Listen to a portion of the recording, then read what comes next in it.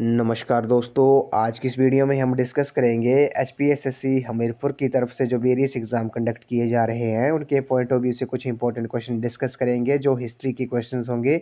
तो फ्रेंड्स, आज हम जितने भी क्वेश्चन आज हम हिस्ट्री के डिस्कस करेंगे ये प्रीवियस एचपीएसएससी हमीरपुर के एग्ज़ाम में ये क्वेश्चन पूछे गए थे और इन क्वेश्चन के मैं जितने भी आंसर बताऊँगा वो फाइनल आंसर की के अकॉर्डिंग ही बताऊँगा। तो फ्रेंड्स, ये क्वेश्चन आपको जेबीटी कमीशन, कंडक्टर, एसआई और वेरियस एग्ज़ाम जो भी कंडक्ट किए जा रहे हैं हमीरपुर बोर्ड द्वारा, उन सभी एग्ज़ाम में ये क्वेश्चंस आपको काफ़ी हेल्पफुल साबित होंगे। तो फ्रेंड्स, वीडियो को शुरू करने से पहले अगर आप चैनल पे पहली बार विजिट कर रहे हो तो चैनल को सब्सक्राइब जरूर कर दें।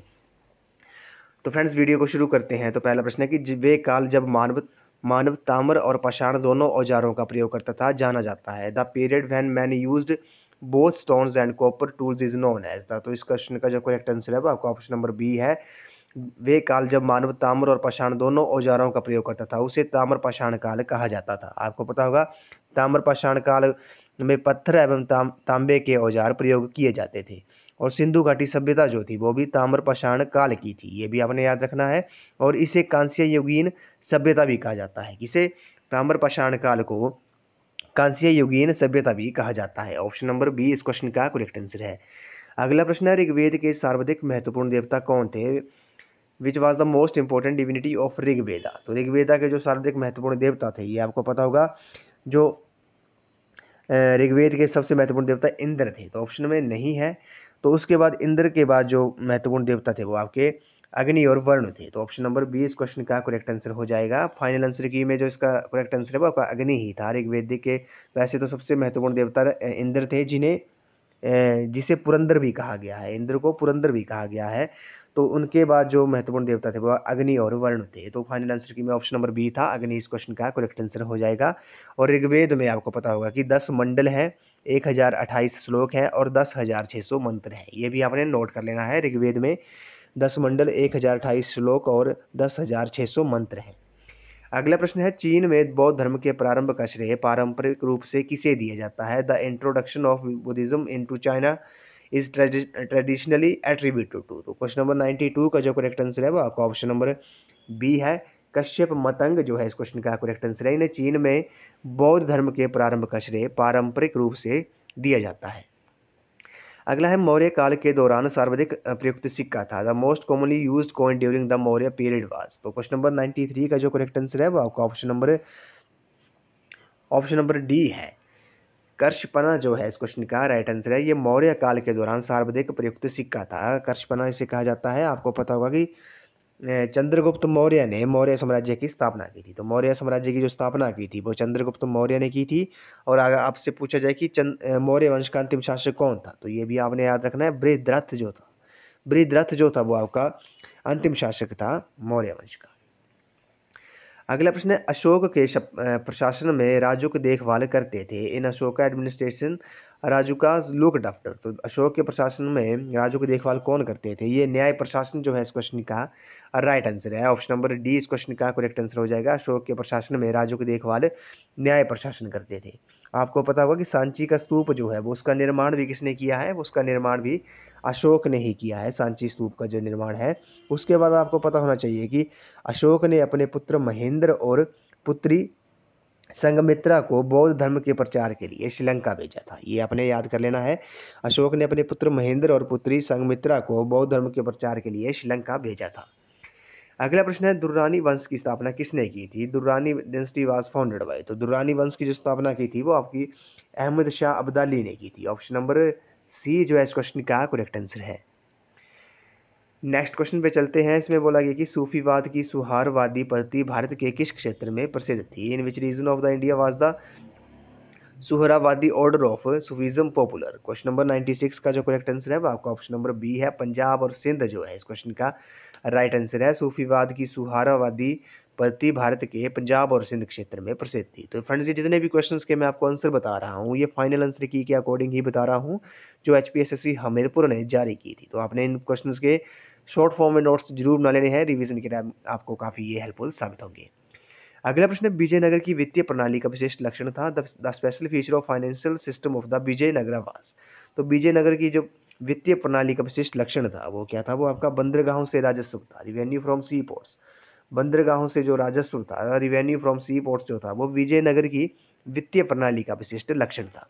इससे क्वेश्चन एक और डिराइव होता है कि विजयनगर की स्थापना, साम्राज्य की स्थापना किसने की थी? तो ये भी आपने याद कर लेना, 1336 में। कब? 1336 ईस्वी में विजयनगर की जो स्थापना थी वो हरिहर एवं बुक्का नामक दो भाइयों ने की थी। किसने की थी? ये 1336 में हरिहर और बुक्का नामक दो भाइयों ने की थी। अगर आपसे पूछा कि विजयनगर की राजधानी थी, तो ये हम्पी जो थी वो आपकी विजयनगर की राजधानी थी। तो ये काफ़ी इंपॉर्टेंट क्वेश्चन है ये। अगले प्रश्न पे चलते हैं। इसमें बोला गया कि कौन सा मुगल शासक पढ़ने और लिखने की कला से अवज्ञ था? Which Mughal ruler was ignorant of the art of reading and writing? तो ऑप्शन नंबर डी जो है इस क्वेश्चन का करेक्ट आंसर है, अकबर जो है इस क्वेश्चन का करेक्ट आंसर है। अकबर जो था मुगल शासक, वो पढ़ने और लिखने की कला से अवज्ञ था। अगला प्रश्न है मराठा प्रमुख संभाजी को अगला प्रश्न है मराठा प्रमुख संभाजी को किसके शासनकाल के दौरान फांसी दी गई थी? The Maratha chief Sambhaji was executed during the resign of. तो मराठा प्रमुख संभाजी को किसके शासनकाल के दौरान फांसी दी गई थी? ये इंपॉर्टेंट क्वेश्चन है ये। औरंगजेब के शासनकाल के दौरान मराठा प्रमुख संभाजी को फांसी दी गई थी। ऑप्शन नंबर सी इस क्वेश्चन का करेक्ट आंसर है। आपको पता होगा कि शिवाजी जो था, शिवाजी के तो दो पुत्र थे। कौन कौन? संभाजी और राजा राम जो थे, वो शिवाजी के दो पुत्र थे। और संभाजी जब सिंहासन पर कब बैठा था, ये भी आपसे पूछ सकते हैं। 20 जुलाई 1680 को संभाजी सिंहासन पर बैठा था। कब बैठा था संभाजी? ये 20 जुलाई 1680 को सिंहासन पर बैठा था और इसे औरंगजेब के शासनकाल के दौरान फांसी दी गई थी। ये शिवाजी के दो पुत्र थे, संभाजी और राजाराम। अगला प्रश्न है गांधार शैली की मूर्तियों पर इनका प्रभाव प्रतिबिंबित होता है। तो क्वेश्चन नंबर 100 का जो करेक्ट आंसर है वो आपको ऑप्शन नंबर ए है, यूनानी जो है इस क्वेश्चन का राइट आंसर है। गांधार शैली की मूर्तियों पर यूनानी प्रभाव प्रतिबिंबित होता है। अगला है दिल्ली में जामा मस्जिद का निर्माण किसने करवाया? जामा मस्जिद इन दिल्ली वाज बुल्ट बाय। तो दिल्ली में जो जामा मस्जिद है उसका निर्माण किसने करवाया था? ये शाहजहां ने करवाया था। ये आपने याद करना है, शाहजहां ने दिल्ली में जामा मस्जिद का निर्माण किया था। और आगरा में जो मोती मस्जिद है उसका निर्माण भी किसने करवाया था? ये भी आपने नोट कर लेना है। आगरा में मोती मस्जिद का जो निर्माण था वो भी शाहजहां ने ही करवाया था। अगर आपसे पूछा जाए कि दिल्ली के लाल किले में मोती मस्जिद का जो निर्माण था वो किसने करवाया था? वो औरंगजेब ने करवाया था। इसमें आपने कन्फ्यूज़ नहीं होना है। आगरा की जो मोती मस्जिद है उसका निर्माण शाहजहां ने करवाया है और दिल्ली के लाल किले में जो मोती मस्जिद है उसका निर्माण औरंगजेब ने करवाया था। अगला प्रश्न है अलाउद्दीन खिलजी के दरबार में प्रसिद्ध कवि था? The famous poet in the court of Alauddin Khilji was. तो अलाउद्दीन खिलजी के दरबार में प्रसिद्ध कवि कौन था? ये अमीर खुसरो जो है इस क्वेश्चन का करेक्ट आंसर है। ऑप्शन नंबर डी इस क्वेश्चन का राइट आंसर है।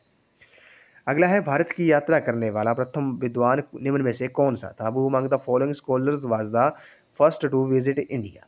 तो भारत की यात्रा करने वाला प्रथम विद्वान कौन था? ये फाहियान था। ये आपको पता होगा, ये एक चीनी यात्री था। और किसके शासनकाल में आया था? चंद्रगुप्त द्वितीय के शासनकाल में ये भारत आया था। फाहियान जो था चीनी यात्री। आपको पता होगा कि चंद्रगुप्त द्वितीय का जो काल था वो साहित्य और कला का इसे स्वर्ण युग भी कहा जाता है। ऑप्शन नंबर डी इस क्वेश्चन का करेक्ट आंसर है। और इसने सर्वप्रथम सिल्वर कॉइन्स का सबसे पहले प्रचलन किया था। किसने? चंद्रगुप्त मौर्य ने। अगला है पुष्यभूति वंश का शासन यहाँ पर था। तो पुष्यवती वंश का शासन कहाँ पर था? ये थानेश्वर पर था। ऑप्शन नंबर सी इस क्वेश्चन का करेक्ट आंसर है। इस वीडियो का लास्ट क्वेश्चन है भारत में प्रकाशित प्रथम समाचार पत्र कौन सा था? Which was the first newspaper published in India. तो भारत में प्रकाशित प्रथम समाचार पत्र कौन सा था? ये बंगाल गजट जो है इस क्वेश्चन का करेक्ट आंसर है।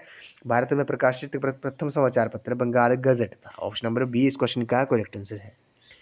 तो फ्रेंड्स आज की वीडियो में बस इतना ही। आज हमने हिस्ट्री के कुछ इंपॉर्टेंट क्वेश्चन डिस्कस किए जो प्रीवियस HPSSC हमीरपुर के एग्ज़ाम में क्वेश्चन ये पूछे गए थे। और इनके मैंने जितने भी क्वेश्चंस के मैंने आपको आंसर बताए वो फाइनल आंसर की के अकॉर्डिंग ही बताए जो हमीरपुर बोर्ड ने जारी की थी। तो फ्रेंड्स आई होप आपको वीडियो पसंद आई होगी। तो वीडियो को लाइक शेयर एंड सब्सक्राइब जरूर कर दें। अगर आप HPSSC हमीरपुर के एग्ज़ाम की तैयारी कर रहे हो तो इसके लिए मैंने अलग अलग प्ले लिस्ट बनाई है। हिस्ट्री के लिए अलग बनाई है, जियोग्राफी के लिए अलग बनाई है। तो आप प्ले लिस्ट में जाकर देख सकते हो अलग अलग सब्जेक्ट की। HPGK की भी अलग लिस्ट बनाई है, प्ले लिस्ट बनाई है। आप वहाँ पर जाकर वीडियोस देख सकते हो।